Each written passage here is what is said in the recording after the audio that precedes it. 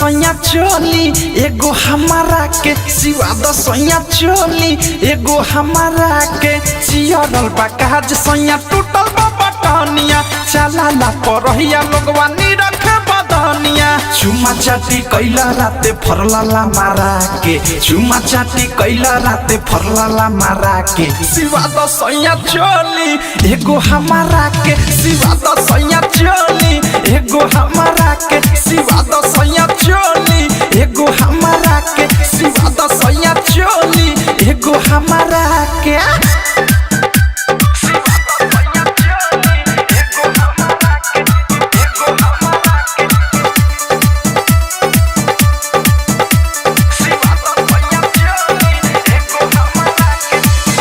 लावा कपड़ा तू किन एगो राजा रंगीन आज जाके दरजिया के दे दी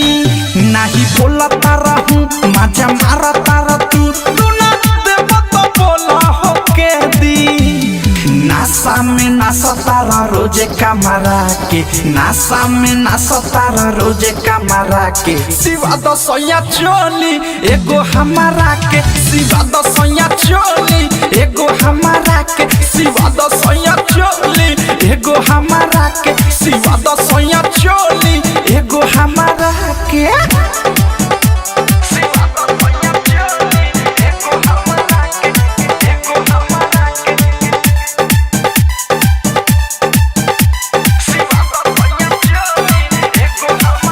हस प्रेमी अवधेश अनुराग या मुकेश संगे थारुआ मिठू मिसाइल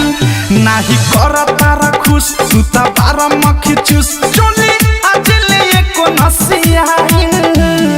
बाहर तुला बारा हो एक ना मारा के बाहर तुला बारा हो एक ना मारा के सिवा द सैया चोली एगो हमारा के सिवा द सैया चोली एगो हमारा के सिवा द सैया चोली एगो हमारा के सिवा द सैया चोली एगो हमारा के चियरल बा काज सैया टूटल बा बटनिया चलाला परहिया लोगवा नी रखे बदनिया चुमा चाटी कैला राते फरलाला मारा के चुमा चाटी कैला राते फरलाला मारा के सिवा द सैया चोली एगो हमारा के सिवा द सैया चोली एगो हमारा के सिवा द सैया चोली एगो हमारा के सिवा द सैया चोली एगो हमारा के